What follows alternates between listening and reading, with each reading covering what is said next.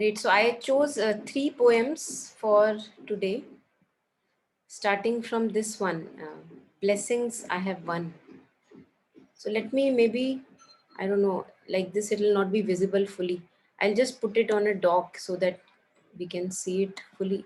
Or maybe it's possible. Yeah, just a second. Yeah, I think it's covering. So it's called Blessings I Have Won. I'll just read it out and then we'll take a pause and then we can come up and share our reflections. Blessings have I won in this life of the beautiful. In the vessel of man's affection, I taste his own divine nectar. Sorrow, hard to bear, has shown me the unhurt, unconquered soul. On the day when I felt death's impending shadow, fear's defeat has not been mine. The great ones of the earth have not deprived me of their touch. Their undying words have I stored in my heart. Grace I had from the God of life. This memory let me leave in grateful words. So it appears to be a poem towards the end of his journey. And we'll just take a pause and read it again silently and then share our reflections, what it means to us, what is it that resonates in this poem for us.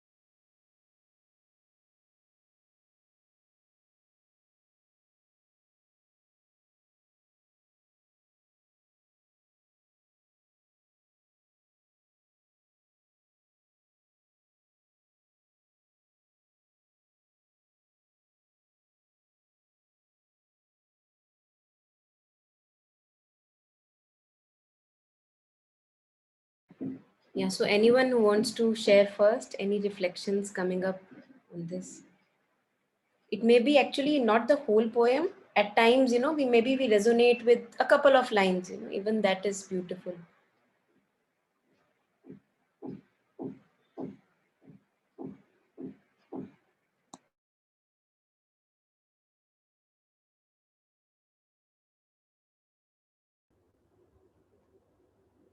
So I could resonate with two lines, like I could understand sorrow hard to bear had shown me the unhurt, unconquered soul. So, like, I feel through the path of sorrow or through your sufferings only, like you reach a point जहाँ पे वो you understand that there is something which is never hurt, and it just remains unconquered by these emotions and ego.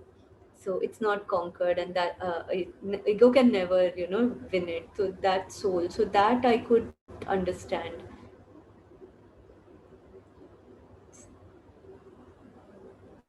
Yeah.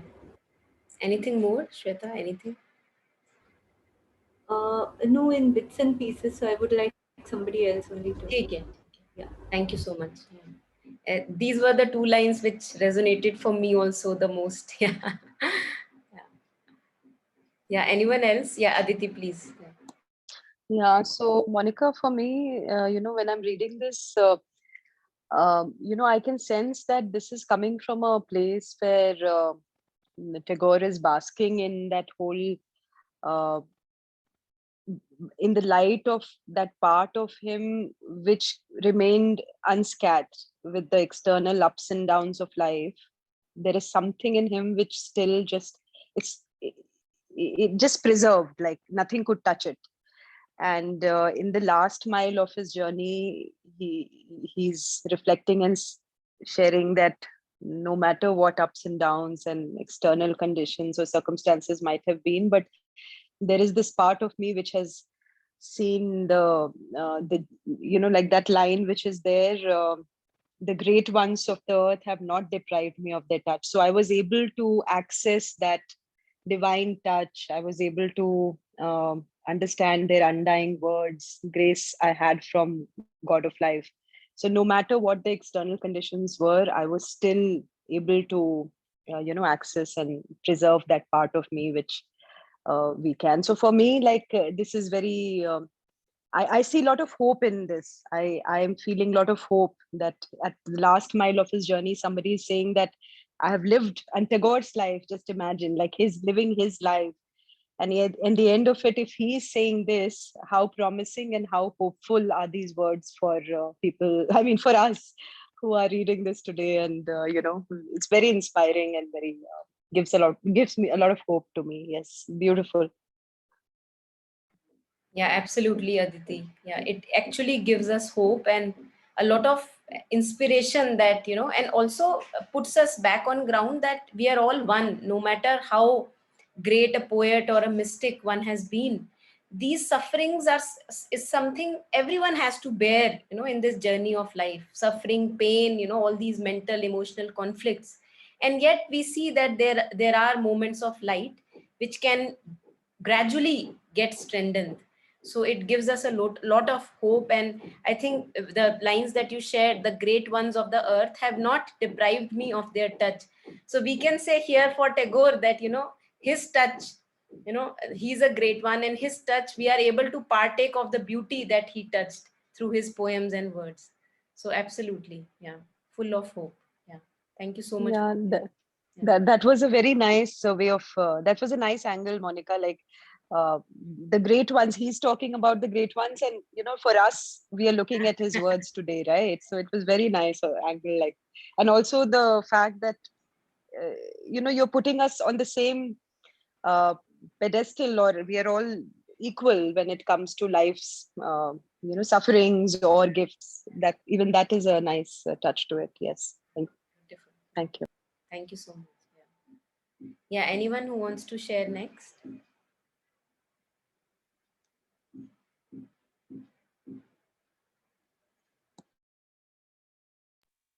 I think, Monica, in that line which says, in the vessel of man's affection, I taste his own divine nectar.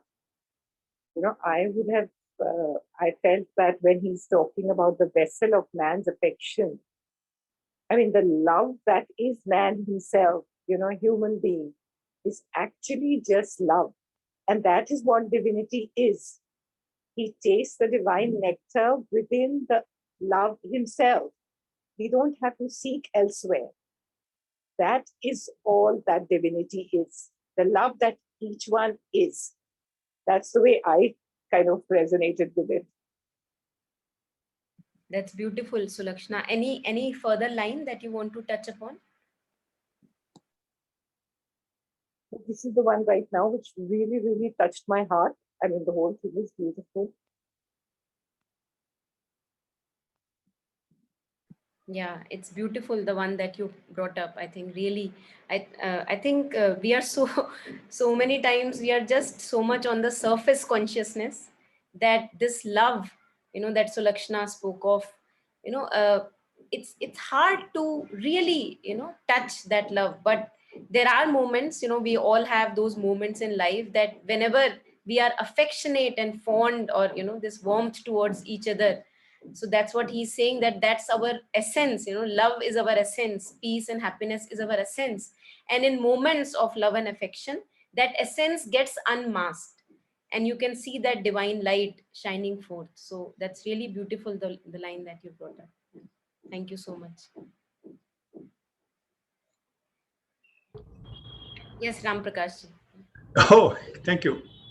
Now, this particular sentence, two sentences, the great ones of earth have not deprived me of their touch.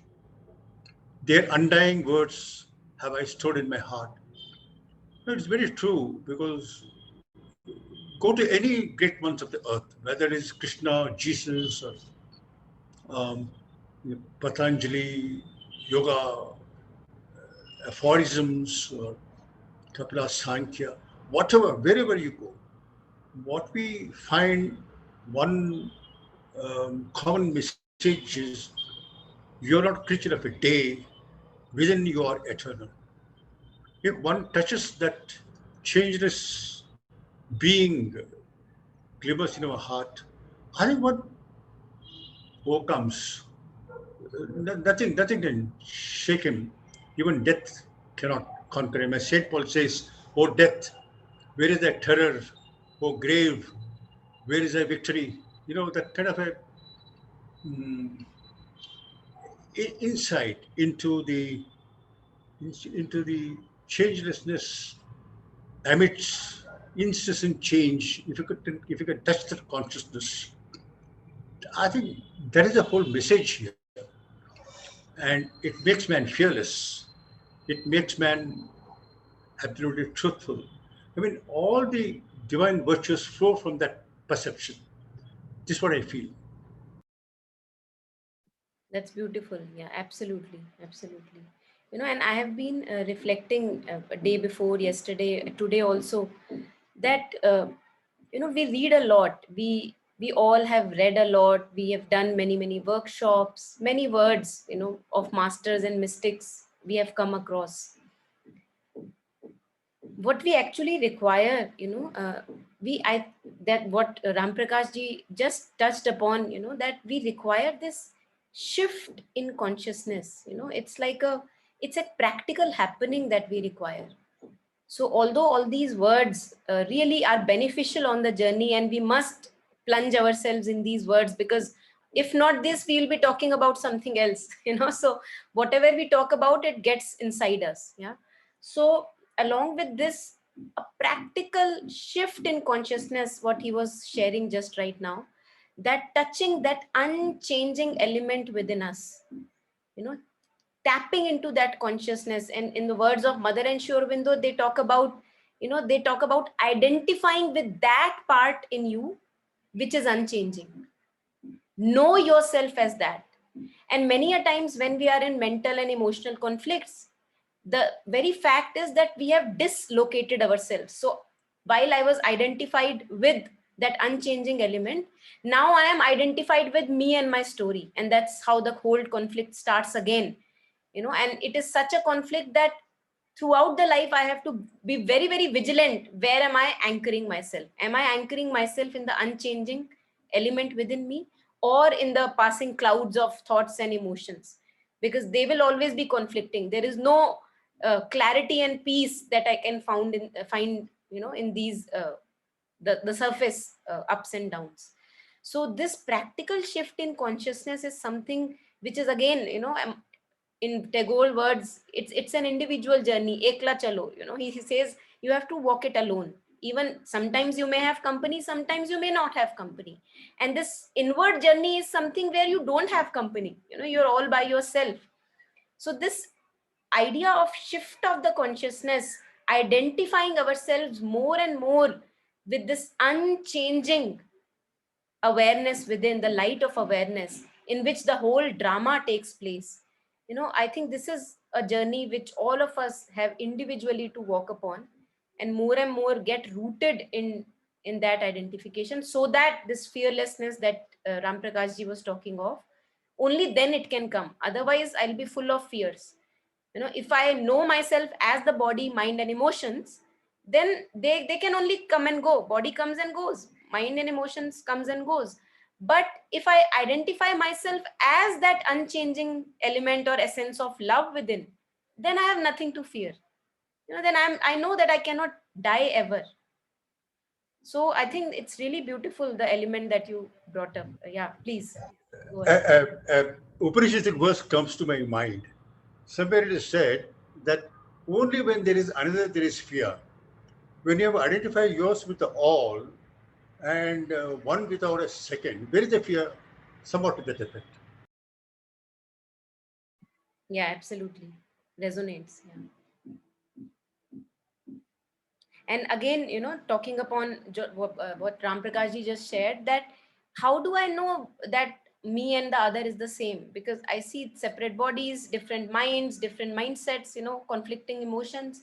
So when we touch this essence within us, which is the light of consciousness, with which everything is seen and known and felt, I see that this essence is same in everyone. This is the essence with which you understand, this is the essence with which I understand, this is the essence with which my enemy would understand. So this light of consciousness, which is the root and milieu of everything, this is one in all. It is never changing, ever untouched by all the ups and downs that we go through in life. So again, I just kind of extrapolated on what Ram Prakash ji touched upon, this, that the fact that we are all one and not really truly different. And that's why they say that even if one person is left in ignorance, then it's our failure. We fail as a collective consciousness. So all of us have to kind of walk each other back home. That's what masters have said, that not even a single person has to be left in ignorance. Yeah, beautiful. So anything more? Yeah, Swapna, please. The line that keep jumping out at me is, on the day when I'm being shadow, fears. And first I was a little confused. I was like, okay, is he saying he had conquered fear or had he not? And I've taken to mean he didn't, even by the end of death, by the time death was there, or towards the end of his life. And despite fear not being conquered, that he still had the other lines that some of the others have touched on, such as grace I had from the God of life, and the gratitude for the words of great masters staying with him, And so again, this encouragement of, even for him, fear could still come, these waves could come, and still it does not stop. It did not stop him. It indicates it does not stop one from being able to touch into a deeper place. Because for me, when there's times of stress or deep fear or worry, it can feel impossible in those moments. Mind can trick, or ego can trick, to think, well, I've come nowhere along the path. But to read this, to realize, like, no, there is always this, can be, I should say, not always is, but can be this back and forth from ignorance to light, or darkness to light. Yes. Yeah, beautiful. Thank you so much, Swapna. Yeah, Ram Prakash ji, you were unmuting yourself. You want to share? See, the thing is, unity of self we were speaking of, but the thing is, it is just a observation and thinking and reflection gives you a lot of insight into the truth of unity of life, the truth of unity of human nature. Mm, I was just remembering, in the seventh chapter of the Bhagavad Gita, where Krishna says um, that he speaks of two natures. One is the inferior nature and the superior nature. Now, of inferior nature, he says the earth, the water, fire, air, ether, and intellect, and intellect, and discriminative faculty. These eight are inferior nature, he says. But there is superior nature, which is the knower of it, the perceiver of it, the perceiving consciousness in this aggregate of all these faculties and life powers. Now, if you think of it, uh, just meditate on this. Are not everyone made of these five elements: the mind, the intellect, and egotism? All, all this have come from one source. All this inferior nature, lower prakriti, has come from undifferentiated cosmic substance. So, even the tabernacle or the vehicles in which the consciousness works is made up of the same essence. And the knower, the knowing consciousness within this, like a jewel in the lotus, is eternal. They cannot be two eternal. They cannot be three eternal. There is only one eternal. So the knower in every body, in every form, is the same. The different forms made up of the same tattvas is the same. Within is a separateness. I mean, a meditation on these lines gives us a lot of insight um, into the truth of things, that unity of self and unity of nature is a reality, so that what I do, what I think, has an impact on the whole, all of life, whether for good or bad, evil.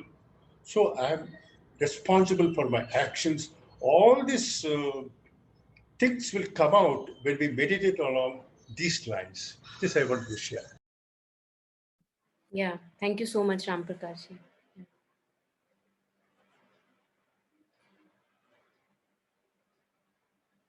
So let's go over it once again, and then we can talk about the other one.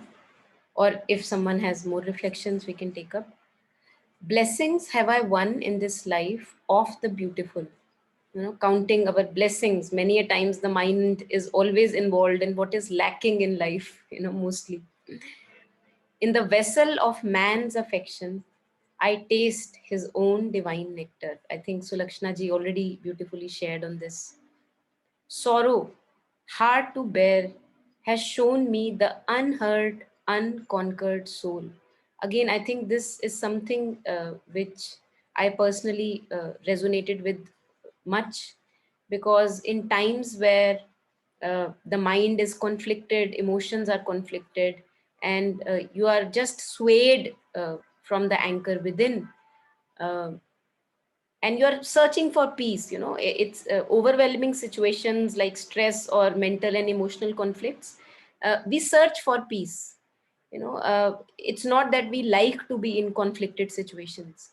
And I have been contemplating on this, and I see that whenever I'm searching for peace in the being, especially in times where sorrow is too hard to bear, I actually touch upon something which is untouched by all the sways of life. So it is a practical experience of each and every individual. It is not something just written in theory, or paper, and one cannot taste it. So this nectar of the unconquered soul, Kabir ji has talked about it. Many masters, mystics have talked about it, and they have also talked about the importance of pain and suffering, how they say that wound is the place from where the light enters. So many a times, most of the times in human journey, it is the wounds or the hurts through which the heart opens, and we touch this deeper essence which is totally ours 24/7.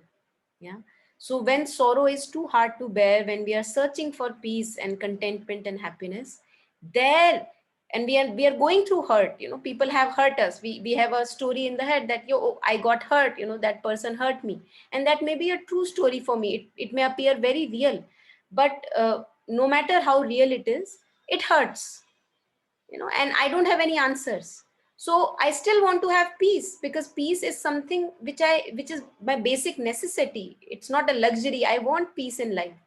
So when I long for this peace in the middle of conflicts, if I am really truly longing enough, it's not possible that I don't touch this unhurt soul, untouched, unfathomed, unscathed souls within my soul, within my being. On the day when I felt death's impending shadow, fear's defeat has not been mine. So he's not defeated by fear. He maybe has a ripple of a fear when he saw the shadow, but he says that fear's defeat has not been mine. I know that I've also tasted the unconquered soul. I've also tasted the unhurt soul. So that light also I have touched, that which cannot be born, which can never die, I have touched that. So the ripple of fear may be there, but the defeat has not been mine. The great ones of the earth have not deprived me of their touch. I have been touched, resonated with all the words and lives of masters and mystics and avatars, who have come before me. Their undying words have I stored in my heart. Just like we are here on this journey, he's sharing his journey, that the words full of illumination have been stored in my heart, and they have been the source of inspiration, just like his words are our source of inspiration. Grace I had from the God of life, this memory let me leave in grateful words. So I think it's a beautiful space to be, that uh, after all the things one has seen through life, after all the good and bad and evil and really beautiful whatever we have seen in life, one can say this, that let me leave in grateful words. I feel a beautiful place to be. So if there is anything more, please share, anyone.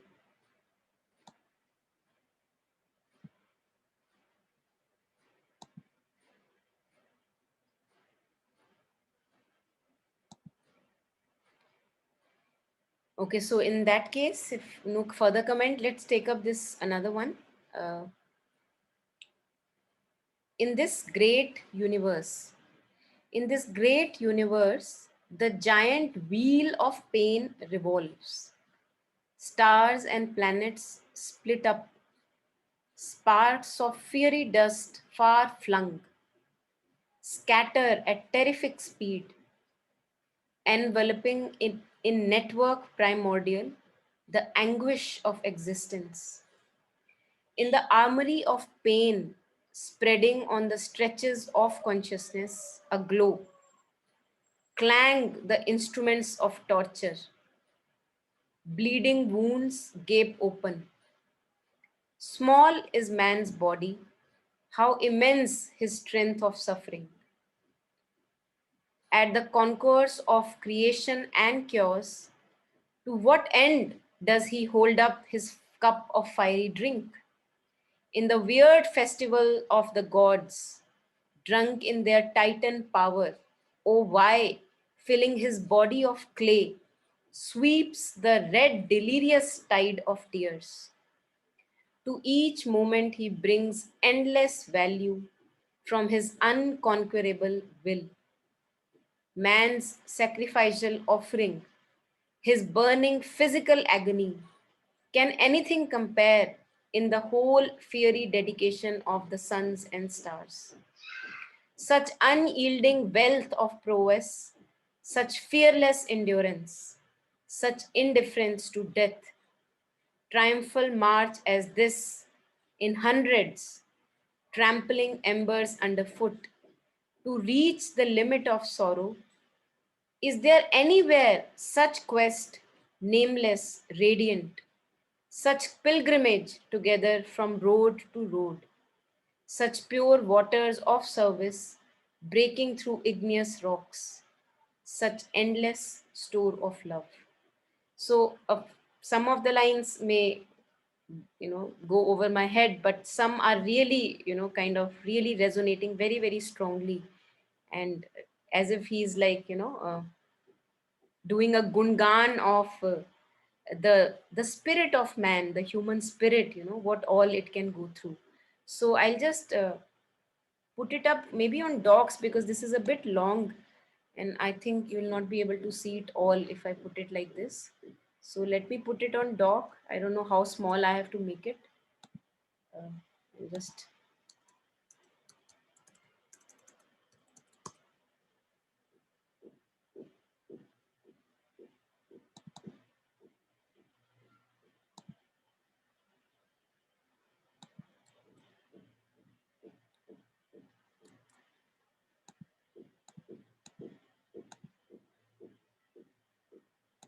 Does it work? I don't know. I don't know if it becomes maybe too little, then we are not able to read it. No, we can scroll up and down, no problem. Yeah. Okay. So then I'll We just can, we can share it. scroll up and down. Yeah. Okay. Monica, you could also put it in the chat box. Oh, that's a good idea. Thank you so much. I'll do that. Yeah. I'll put it in the chat box so that we can read it here fully.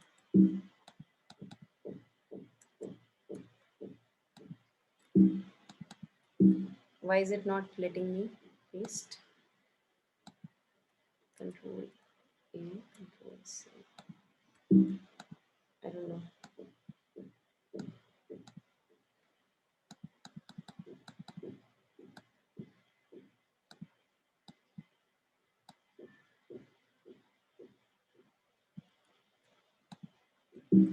Yeah, it's not letting me paste somehow. Maybe it's too long.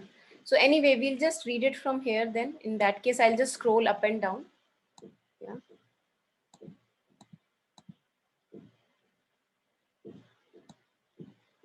Yeah.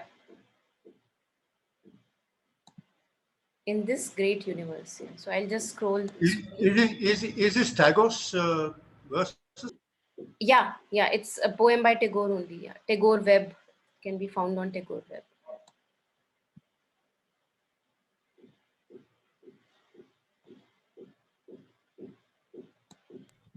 No, it gives us a, uh, it is a puzzle.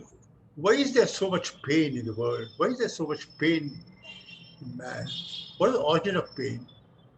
What is the purpose of pain? This is even Darwin, he, in his observation of the biological life in the wild, he asked this question: why there is so much of pain? Why? I mean, it is a great puzzle. Why should there be pain? There is something, you know, pain is inevitable, right?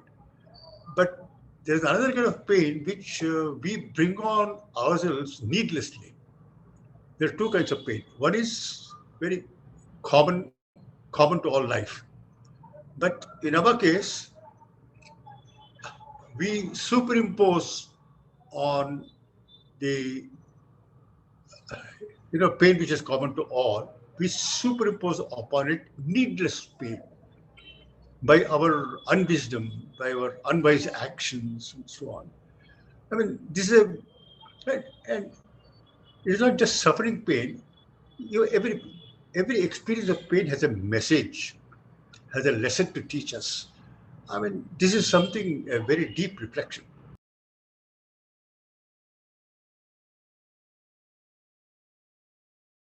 Yeah, absolutely with you. Yeah.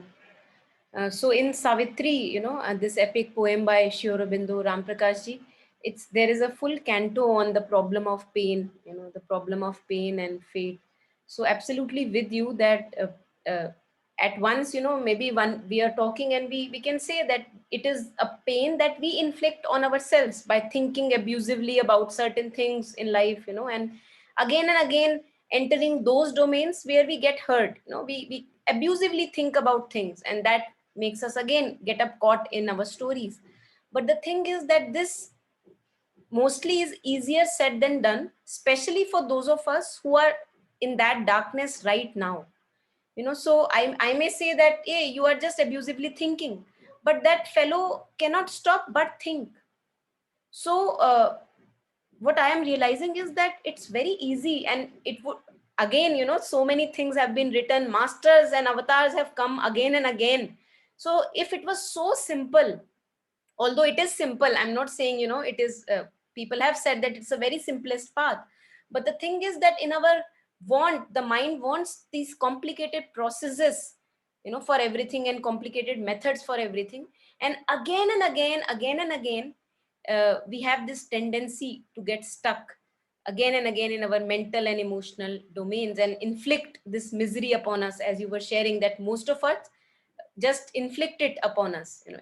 it's totally in our hands, if we can say that.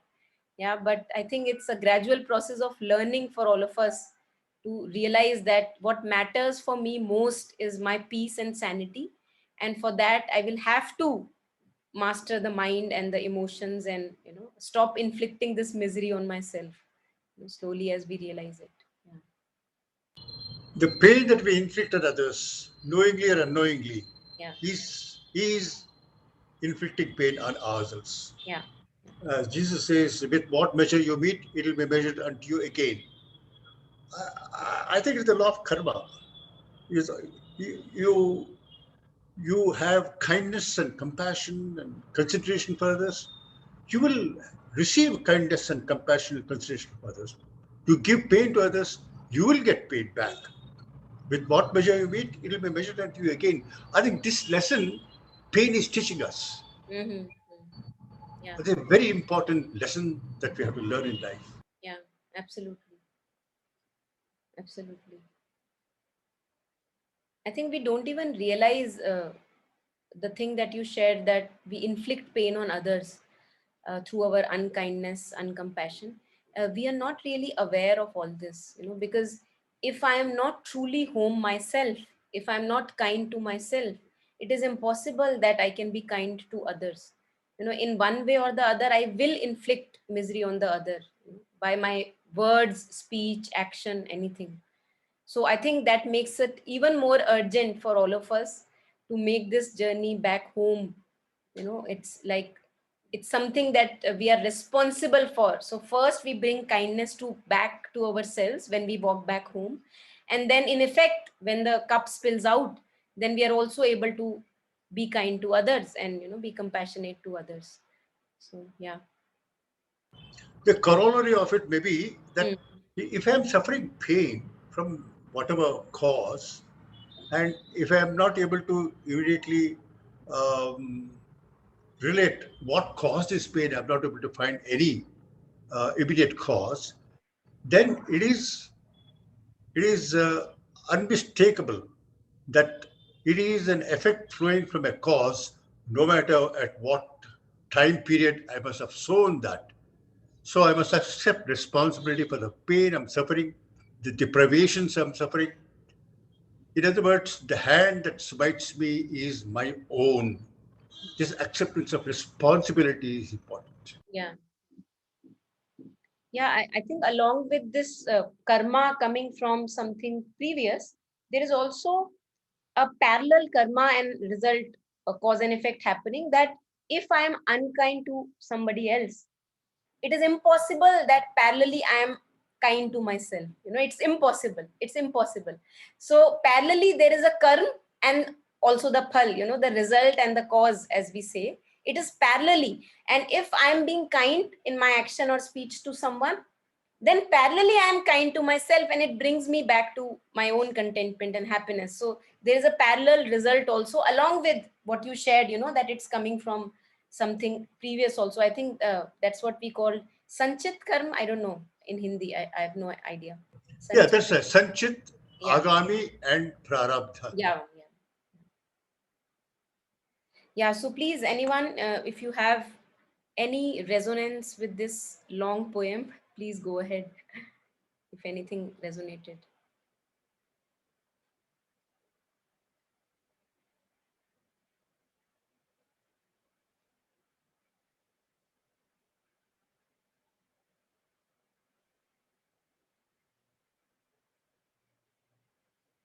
I think this is so beautiful. It's like, look at this, he says that filling his body of clay, he's saying here gods are drunk and they are just enjoying their own light and power they have.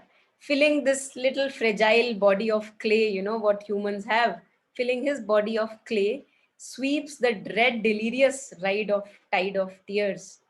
And yet to each moment he brings endless value. So at the same time, very fragile, delicate, and parallelly so powerful and full of endless will, and what he says, unconquerable will. His burning physical agony, can anything compare? I think it's beautiful. Most of us would be able to resonate, especially with these lines. Fearless endurance, such indifference to death. Hmm? Is there anywhere such quest, nameless, radiant, such pilgrimage together from road to road? I think it's such a beauty that he kind of, scatters around in these lines.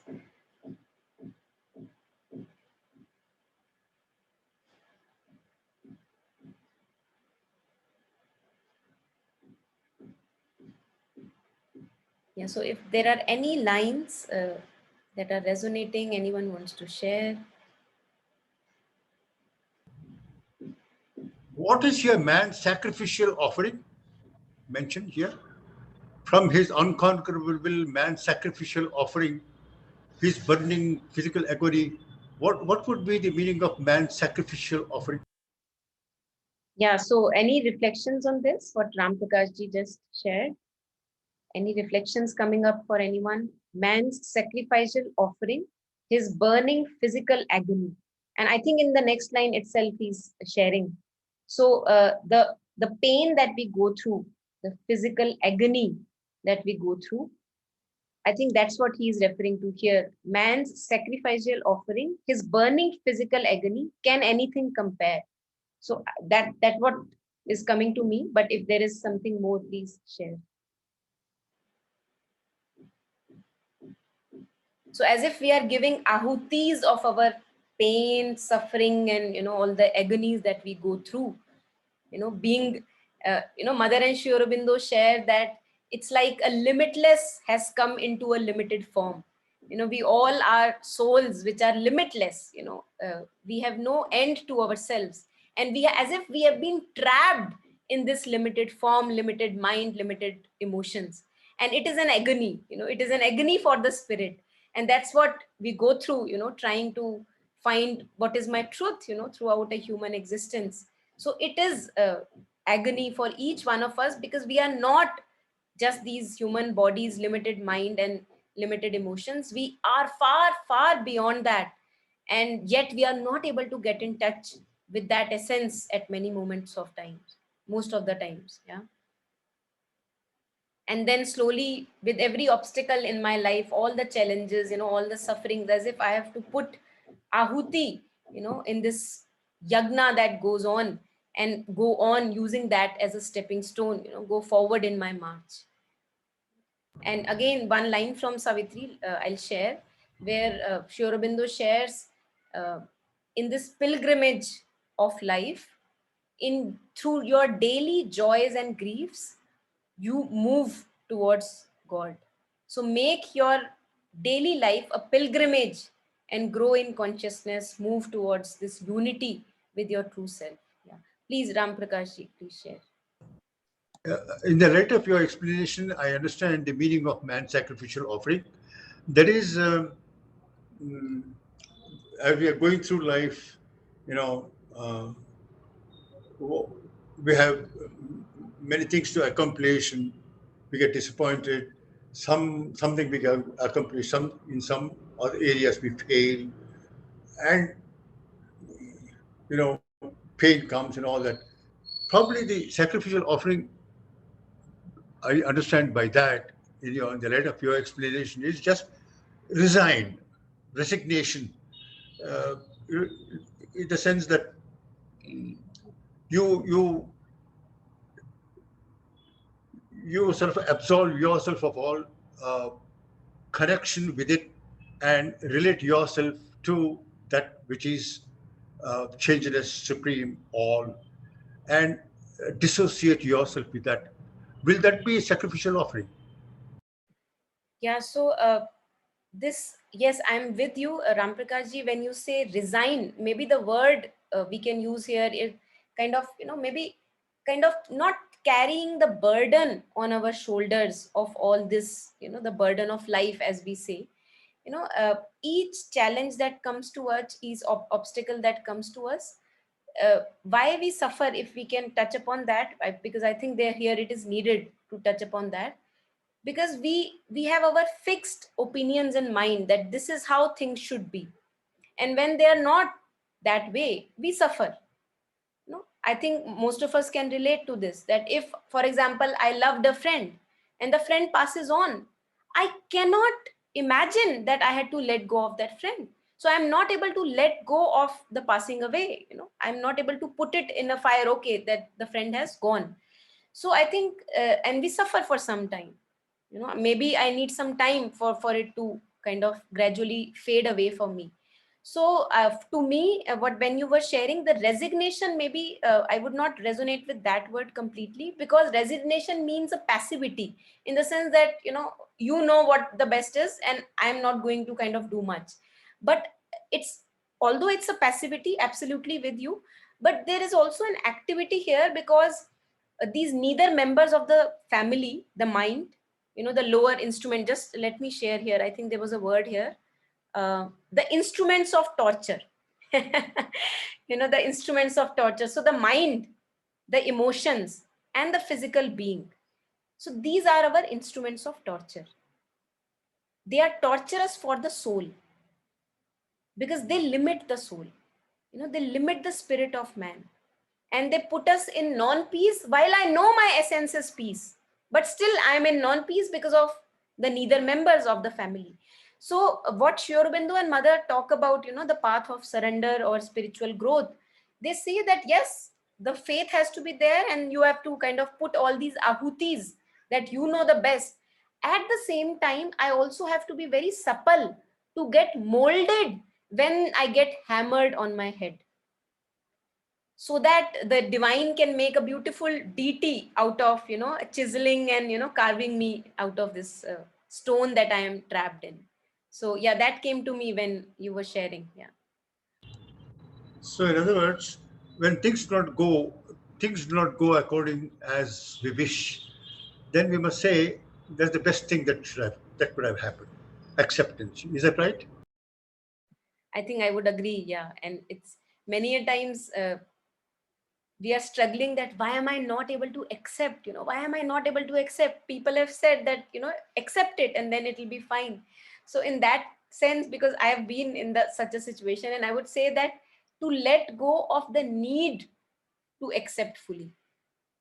So as now I will come back to your word that you chose, the resignation, that to let go of even the need to accept. So just being a passive witness to the happenings for some time, and taking how it kind of chisels me and carves me in its own beautiful ways. Yeah. Yeah, so absolutely with you. And most of the times it's only resistance to the happenings of life, which leads us to more and more suffering. Absolutely there. Yeah.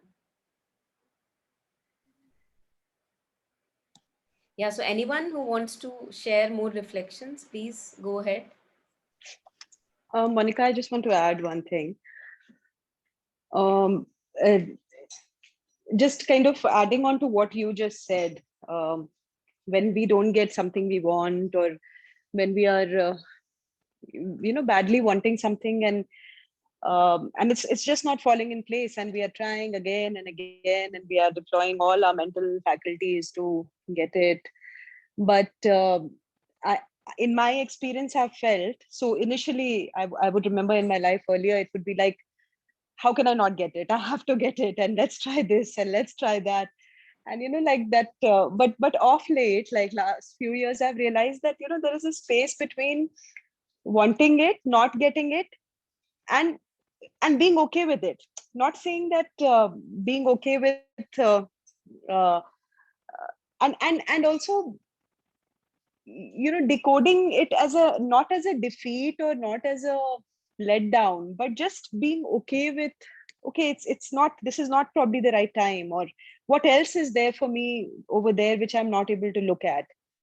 uh, so that space is a very uncomfortable space, and a lot of times we go near that space and then we quickly get out of it because it's so uncomfortable. We are not conditioned since childhood. We never are there in that space. Nobody is hand holding us. We are not taught these skills.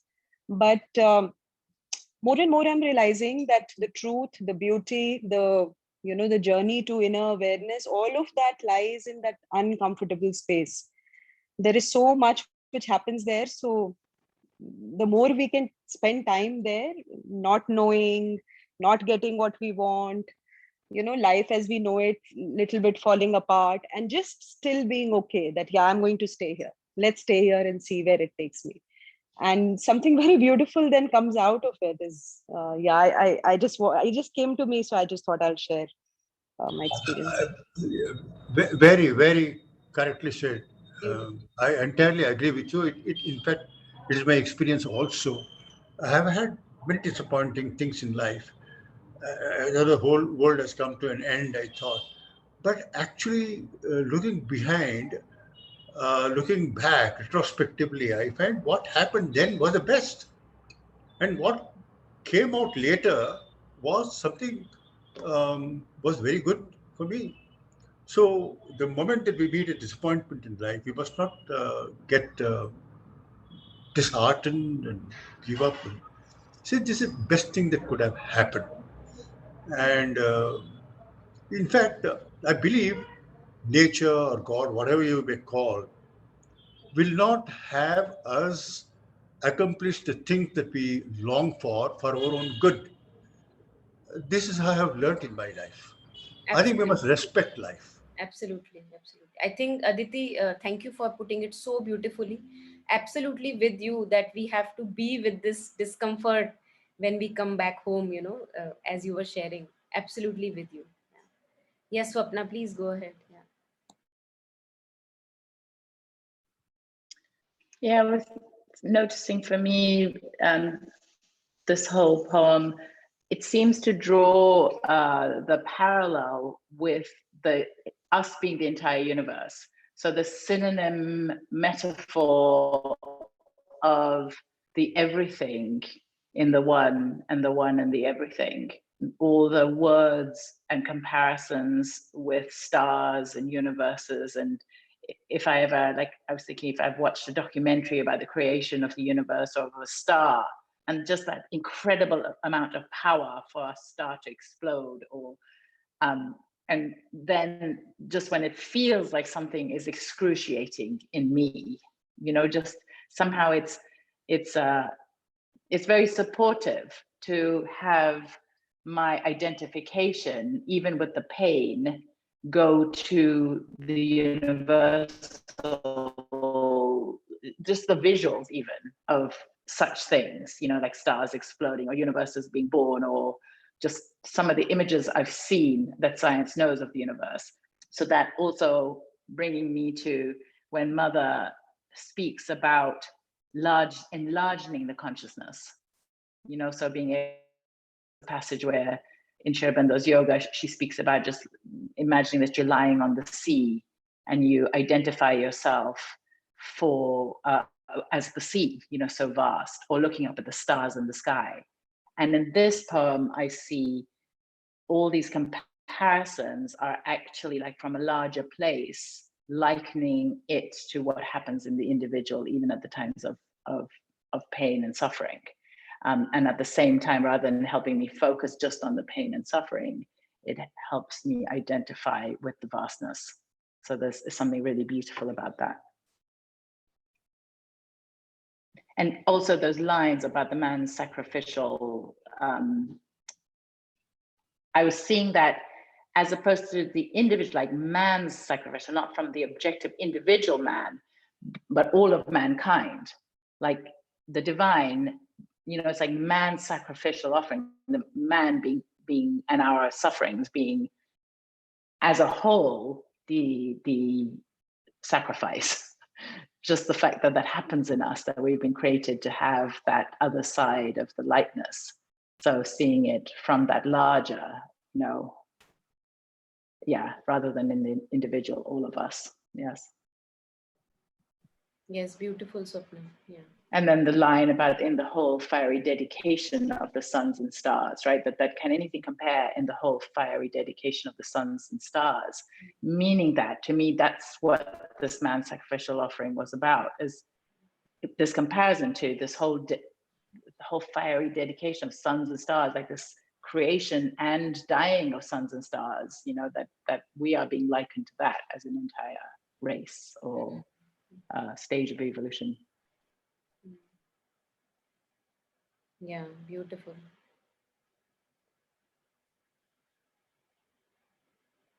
Beautiful. I think this poem also has this, as Swapna you were sharing, this kind of unifying effect, that we are all one in this together, we are not handling or struggling alone in this journey. We are one in this together. To reach the limit of sorrow, is there anywhere such a quest, nameless, radiant, such pilgrimage together? He uses the word together, from road to road, such pure waters of service breaking through igneous rocks. This reminds me of, especially of very, very challenging situations when we go through as human, consciousness. And especially in the wake of that challenge, we have the kindest of people, coming out and serving, no matter how challenging the situation is. So again, we can see here that whenever we have fallen down as humanity, through that falling down or going through that igneous rocks, the lava of suffering, we have the most kindness and compassionate services, being offered by each other to each other. Yeah, such endless store of love. So this is actually really beautiful how it connects, first of all, this the macro picture, and then it individually connects to the microcosm as well, as Swapna was sharing. Yeah. So any more reflections are most welcome on this one, please. Anyone?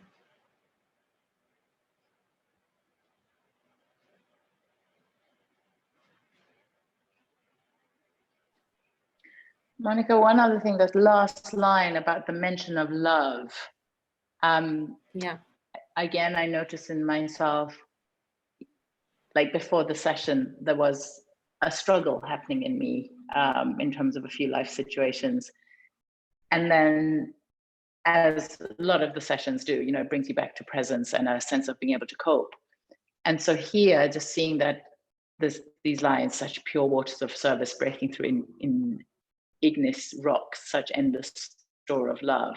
Again, this likening to when the pain feels volcanic, and it feels too fiery, but yet to see, and the reminder that just as love has created the entire universe, but we don't hear about a volcano complaining, or stars complaining, or the sun, things that die out in the universe complaining because of the pain of it, because there is this endless store of love creating it. Then it reminds me in this moment of the same, and it brings a kind of balsam or a balm to soothe. The same situation still exists in my life, but yet to go, okay, love is creating this, and through it, as we've often touched on this, we're being beaten into something purer, or molten iron being made into, just like molten rock here, being made into something more beautiful by love. So once again, just some comfort due to Absolutely. the reminder of love. Yeah. Yeah. Absolutely.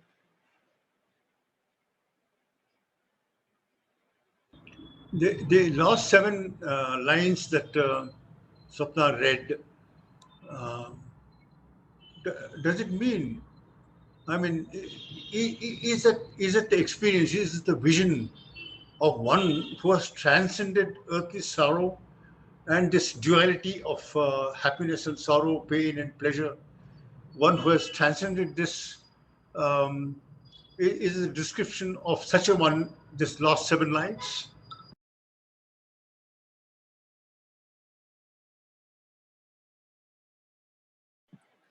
So you're talking about these lines, right?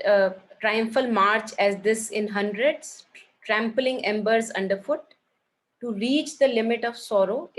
Are you talking about these lines? Precisely, Okay. trampling embers underfoot to Okay. reach the limit of sorrow. Is there anywhere such a quest, nameless, radiant, such pilgrimage together from road to road? Such pure waters of service breaking through igneous rocks, such endless store of love, Beautiful. Yes. endless store of love. Mhm. It is there. Uh, all the teachers say it is there. Only thing we are not aware of it. because of our self-imposed illusions. Yeah. So once we rise above this incessant oscillation between pleasure and pain, happiness and sorrow, and suffering, uh, recognize that there is between these opposites there is a higher unity, and if we can touch that higher unity, I thought when you touch that higher unity, what comes out, the endless store of love. I Mm. thought it refers to that. Beautiful. I think that's beautiful. Absolutely. Yeah. This reminds me of your sharing, reminds me of one Kabir couplet, which I often quote. He says, Chalti chaki dekh ke diya kabira roe, do patan ke beech mein sabut bacha na koe. So he talks about this, this wheel of stones which grinds the grain of wheat. And he says that when I see this these two stones of duality, pleasure, pain, life, death, black and white, good and bad, and in which all the grains which are in between these two stones of duality, they all get ground, they all get powdered.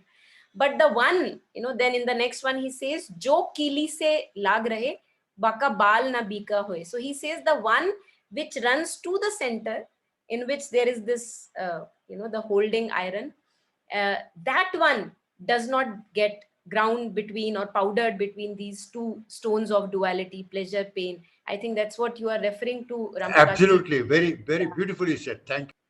So touching that space within us, which is absolutely present 24/7 within us, which is beyond pleasure, pain, good, bad, evil and happiness, happiness and whatever, the opposite of happiness, love and hate.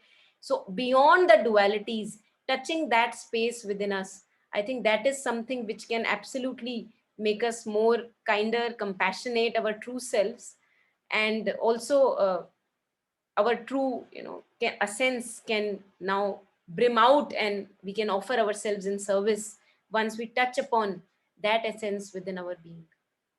So without that, a life is lived half complete, incomplete. Yeah, please, Yeah, Ramdas. it is this kind of a reflection and overcoming the duality.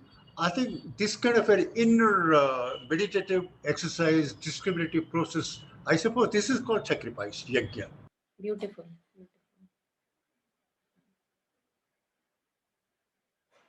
One more thing which was coming on this sacrifice thing was that I see that people who have gone through a lot of suffering in their own lives, it has opened them to this deep place, endless store of love.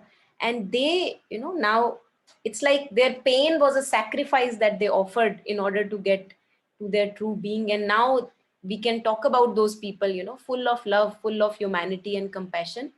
And it's not that they have not touched suffering, they have been through endless suffering in their life, and that's how they have come to this store of endless love which we see in their lives, whatever service they offer to humanity.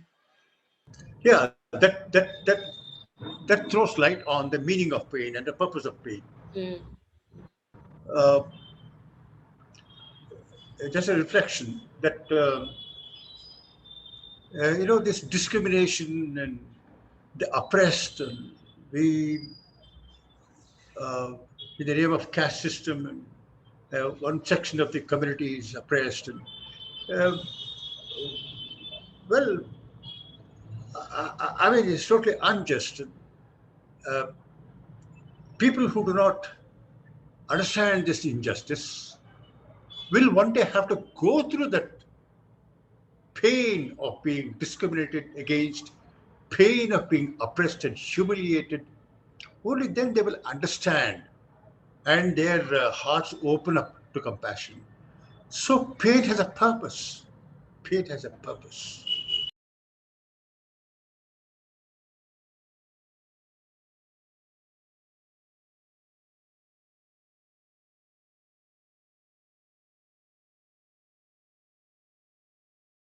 After these two beautiful poems, let us take this last one. It's a very short one, and I like this a lot.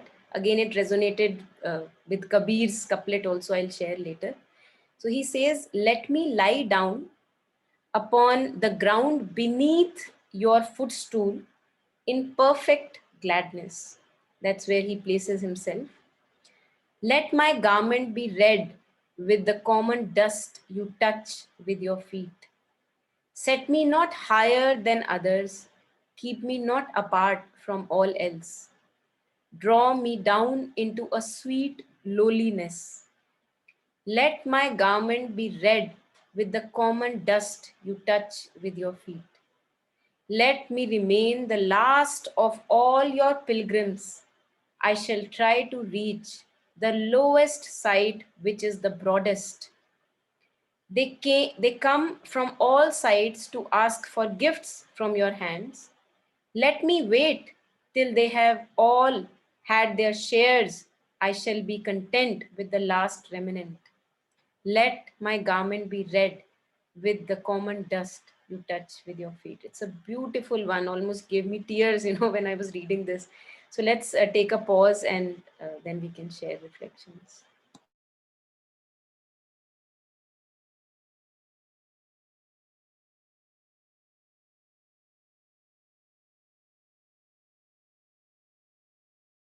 Why is the dust is referred to as, is described as red?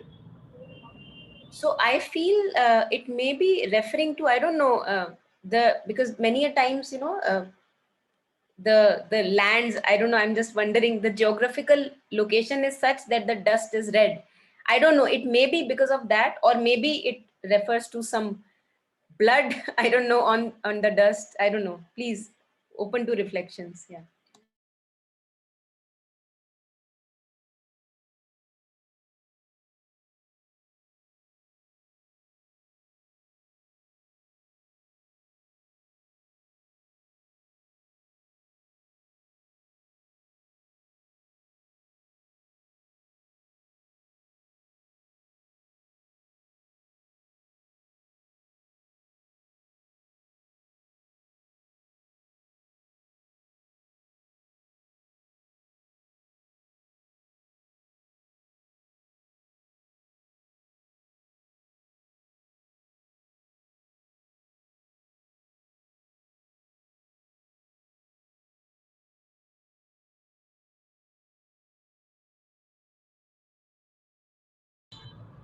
The last shall be the first shall be the last. Somewhere it is said in the Gospels. It's very beautiful. Like you said, na, like as you read it, you feel so much solace also, like so much joy. I think it's about the ordinariness, like, the joy and bliss of being a nobody. That is what is so close to, I think, feeling close to the divine. And that is why uh, I think it says, draw me down into a sweet lowliness. Let my garment be red with the common dust you touch with your feet. Let me remain the last of all your pilgrims. I shall try to reach the lowest side, which is the broadest. I think the pure joy of, not being in highs and lows and not even contesting, just ordinary nobody, it's so beautiful. This is so much antithetical to the way of the world today, the rat race.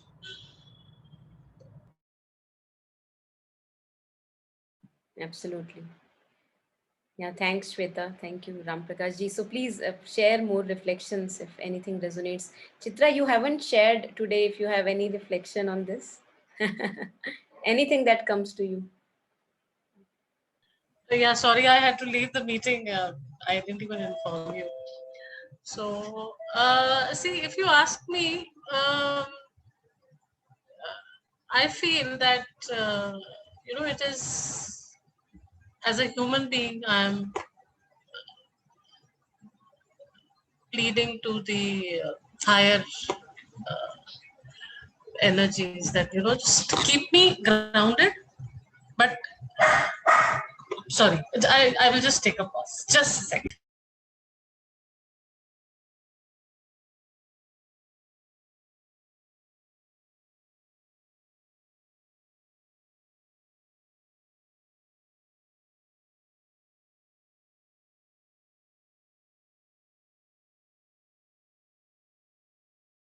Yeah, I'm sorry. So, as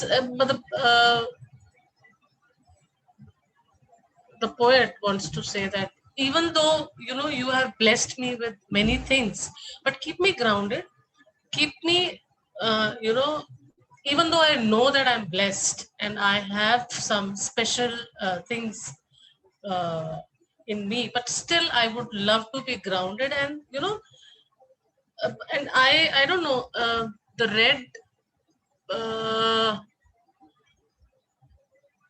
garment, let my garment be red, could be uh, जैसे आपकी पवित्र कोई मिट्टी है, तो अगर आप उससे मुझे रंग देते हैं,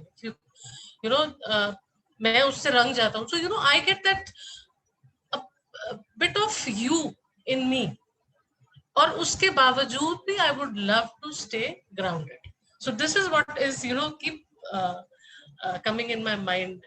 जैसे जैसे ये रेड गारमेंट रेड थोड़ा सबको आई थिंक हिट कर रहा है. So everybody is trying to get their own answers for this sentence, but I don't know, maybe you can Yeah, put some beautiful. Thank you for sharing. So, your sharing reminded me of again one of the Kabir's couplet where he says, Lali mere lal ki, jit dekhu tit lal, Lali dekhan main gayi, main bhi ho gayi lal. So he also uses this red color. He says that I went to see the redness of my Lord, maybe something to do with, I don't know, beauty, or because when we are in weddings also, we usually, there is the red thing has something very importance of the red color. So Can you translate Kabir's couplet you just now yes, recited? yes, I will translate. So he says, I went to see the red color of my Lord, Lali mere lal ki, jit dekhu titlal. Wherever I saw this red color of my Lord. Lali dekhan main gayi. I went to see the red color, came close to the red color, wanted to go close near it. Main bhi ho gayi lal. So he says, the moment I went closer to the red of the divine, I also drenched myself red in that color of the Lord. So I don't know. I'm just kind of wondering if that red and this red may have any connection, or maybe not. I don't know. Yeah. So yeah, any more sharings on this are most welcome. Anyone, please? In other words, the some substance of it is humility and lowliness, the keeping oneself last. Um, Somewhat to that effect, Jesus also says, like Gandhiji's, unto the last, right? It is the humble who inherit the kingdom of heaven, as it is said. Uh, in Buddhism also, it speaks of two things: the I doctrine and the heart doctrine. The I doctrine is of the I doctrine. It is said, those of the I doctrine say, "Behold, I know." But those who are of the heart doctrine say, "Thus have I heard." The low confess, "Thus have I heard." Who in humbleness have garnered, "Thus have I heard." In other words, it seems to say that it is a dissolution of egotism, and inwardly become humble and identify yourself with the lowest of the lowly and keep yourself the last. That is the way to attain to the kingdom of heaven. That seems to be the message. That's beautiful. Your sharing reminds me of when we start the spiritual journey. In the worldly existence, we are all, you are talking about this rat race. We want to be somebody. We want to be somebody. Someone special. Someone special. And when we enter the spiritual domain also, we see that we are still craving more experiences, more spiritual experiences, more name, more fame. So the game, it seems that the game has changed from the material to spiritual, but the game has not changed. I was a beggar and I'm still a beggar. I want to be somebody. And this coming down to the ground and knowing that I have the feet of the Lord and this is the bestest I have and I could ever get, and after that I don't want anything. So all these wants and desires can be then let go of, not needing to run in any kind of spiritual rat race or the material rat race. I think that also kind of connects here very beautifully, that let me remain, and he says that let me remain beneath your footstool. So in one of the Kabir couplets he says, let me remain as the grass which is below your feet, the grass which is not even visible. So that kind of a humility he talks of, that yes, I am your das, I'm your servant, and I don't need any recognition. Let me be beneath your feet so that no one can see me at all completely, and that should be fine for me. So as you were sharing, beautiful lesson in humility and groundedness, that this want to be somebody, this kind of ends, and we can find rest in being a nobody, as Shweta was sharing, just being happy and content being a nobody. Yeah. Yeah, Gaurav, please share. You have unmuted. Yeah, this is about this red color. A lot of Sufi poets also have used this, like they say, Ali Shahbaz Kalandar, Lal Kalandar. So that Lal probably comes from there also, which means it's like the glow of ruby, right? It's the color of love. So here also maybe Ravindra is trying to say that let my garment be red. Let that garment have that glow.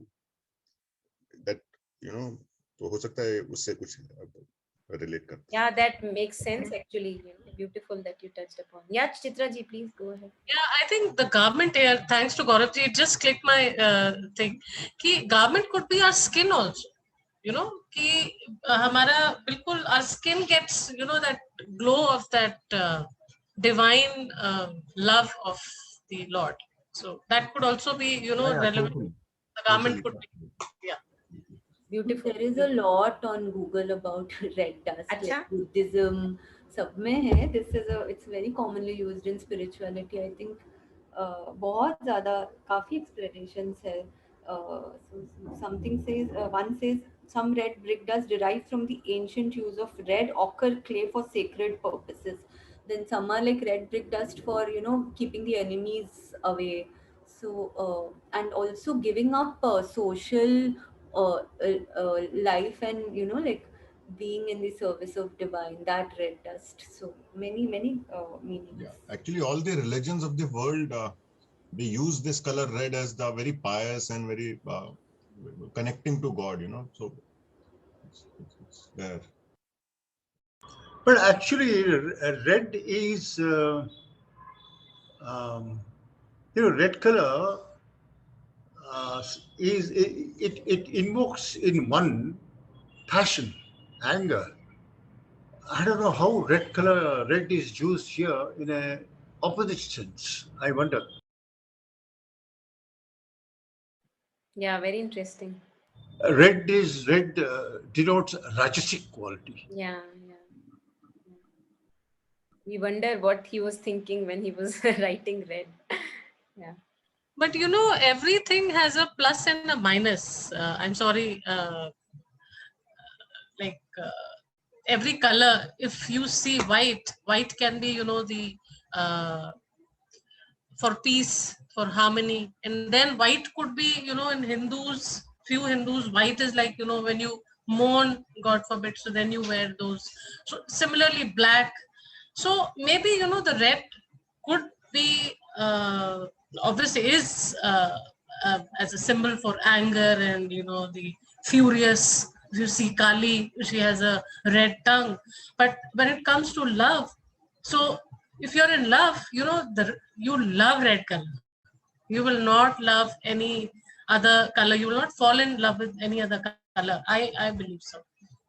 So it could be both the ways, in anger also, and in a subtle way of love and Beautiful. connectivity with your beloved. It could be God. It Yeah, could be yeah. any. It could maybe Oh, just be about, like brown.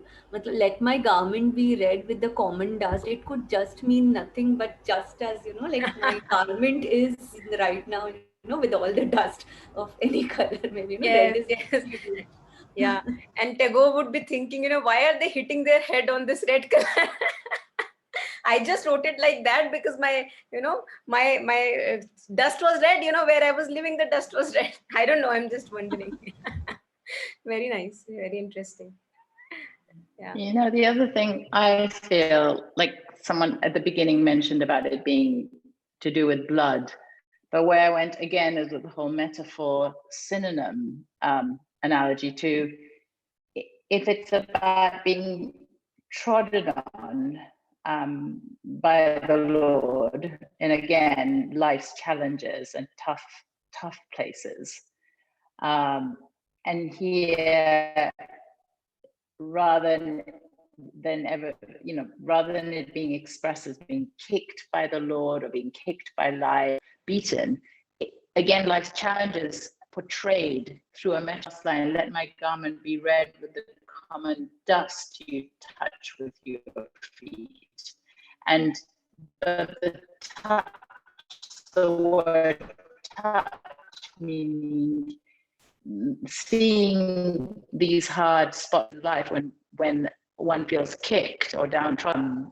And I took that place for all of it, that place meaning of when life feels challenging. Also this line, the two lines, come from all sides to ask for gifts from your hands. Let me wait till they all have had their shares. And what I was seeing there is even when it feels like different parts of myself are coming to steal or take away things, it feels like I'm being stripped by all these negative. We've talked about positive, negative about the color. In the same way, the parts of me that feel like they're somehow negative or taking away from myself.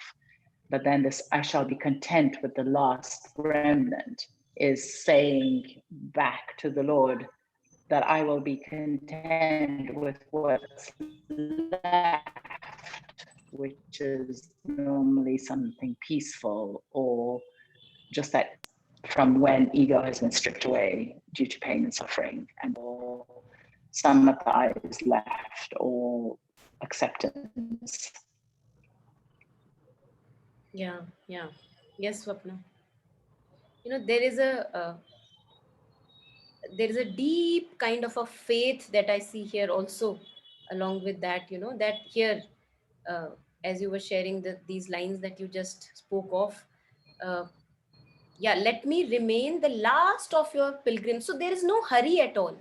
There is nowhere I'm wanting to reach, because there is so much of faith in the Lord and the divine presence within, that I know that I have the divine within me and with me all the time. So where is the hurry? Where do I have to reach? What new experiences I have to gain? So let all of the others, get those experiences or gifts, all that they seek, because I am so content with you, that I am happy to be the last. I don't need anything now when I have the feet of the Lord. So there is a strong certitude of divine presence within, as if, one is being with the presence 24/7. And that tells me strongly enough that, this is enough. This is enough, and I don't need anything more. So let me be the last. He says that let me wait till they have had their shares. Whatever they are asking, please give them first, because I am at peace. I am at your feet. I am at peace. I shall be content with the last remnant, and that would be like a prasad, because I already have your feet. So whatever comes would be like a prasad, like a bonus gift that I get. And then one thing which again resonated with me was this: the broadest, the lowest side, this one. Let me remain the last of your all pilgrims. I shall try to reach the lowest side, which is the broadest. So this for me meant that, like just that there is a triangle. In the triangle, just like we have a food pyramid, what you should eat the less, and in the towards the end you have the broad base, what you should be eating the most. So this broad side, to me, it referred to most of us who are drenched in ignorance, and we will be very, very late, in reaching to our truth or the divine. So let me be towards that base, let me give company to all of us who are drenched in ignorance. I don't want to reach first to you. So let me give company to all the collective consciousness, and not be in a hurry to reach the heights of spiritual summits or anything else. So that also kind of resonated with me here. Yeah, the lowest side, which is the broadest. Yeah, so if there are any last comments, please share. I think this was the last that I brought today. So, I'll be happy to take more reflections if there are any.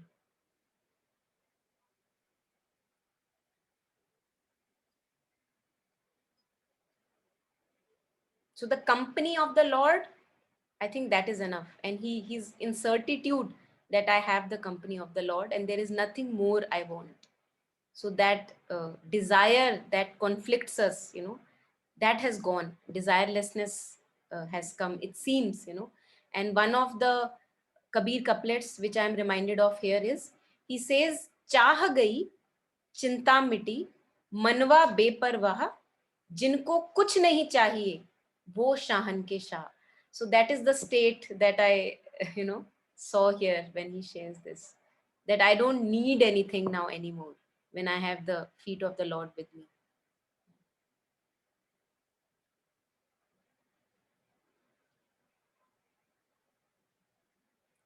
Yeah, so anything more, anyone in this? Great. So I think, Monica, I was also, sorry, just when you say about the company of the Lord, and I went to, again, something about being, the fact that feet,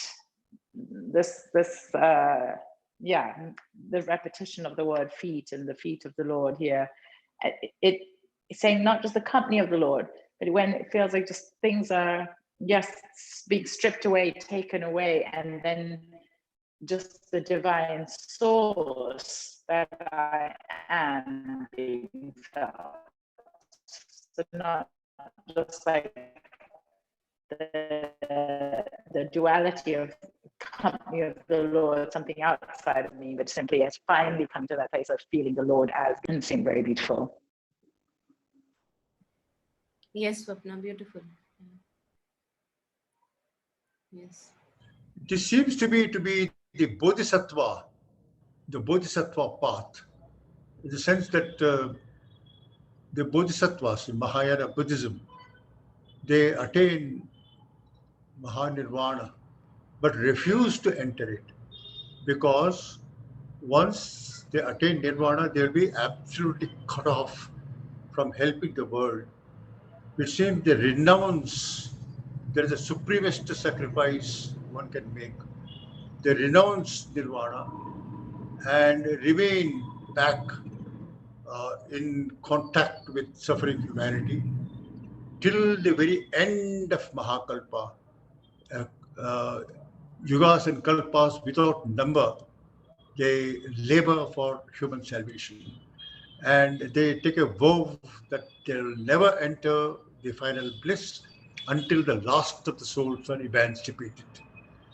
This seems to be the message of this highest ideal, highest human ideal. Yeah, that's beautiful. Absolutely. Yeah. Beautiful. I think that's a good point to end what Ram Prakash ji just shared. So let's end it here then. Yeah. And thank you everyone for sharing and for commenting, reflecting, and participating. Thank you very much. Thank you. Thank you. Thank you. Thanks everyone. Bye bye. Thank you, Monica. Thank you. So much. Bye-bye.